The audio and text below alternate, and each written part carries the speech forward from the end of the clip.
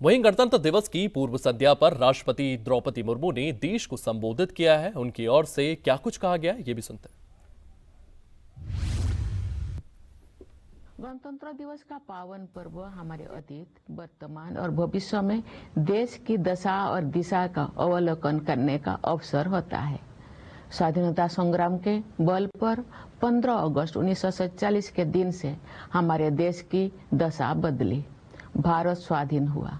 हम अपनी राष्ट्रीय नियति की निर्माता बने।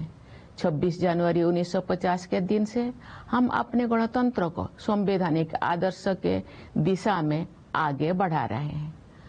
उसी दिन हमने अपने संविधान को पूरी तरह से लागू किया। लोकतंत्र की जननी भारत भूमि उपनिवेश के विधि विधान से मुक्त हुई और हमारा लोकतंत्रात्मक गणराज्य अस्तित्व में आया। हमारा संविधान विश्व इतिहास में आज तक के सबसे बड़े गणराज्यों का आधार ग्रंथ है।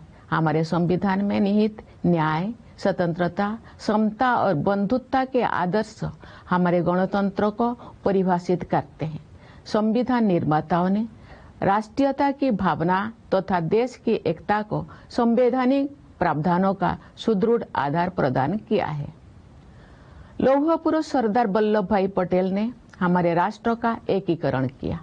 पिछले वर्ष 31 अक्टूबर को कृतज्ञ देशवासियों ने उत्साहपूर्वक उनकी 150वीं जयंती मनाई। उनकी 150वीं जयंती के पावन अवसर से जुड़े स्मरण उत्सव मनाए जा रहे हैं। ये उत्सव देशवासियों में राष्ट्रीय एकता तथा गौरव की भावना को मजबूत बनाते हैं। उत्तर से लेकर दक्षिण तक तथा पूर्व से लेकर पश्चिम तक हमारी प्राचीन सांस्कृतिक एकता का ताना बाना हमारे पूर्वजों ने बुना था। राष्ट्रीय एकता के स्वरूपों को जीवंत बनाए रखने का प्रत्येक प्रयास अत्यंत सराहनीय है। पिछले वर्ष 7 नवंबर से हमारे राष्ट्रीय गीत वंदे मातरम की रचना के 150 वर्ष संपन्न होने के उत्सव भी मनाया जा रहा है। भारत माता के दैवी स्वरूप की वंदना का ये गीत जन मन में राष्ट्र प्रेम का संचार करता है।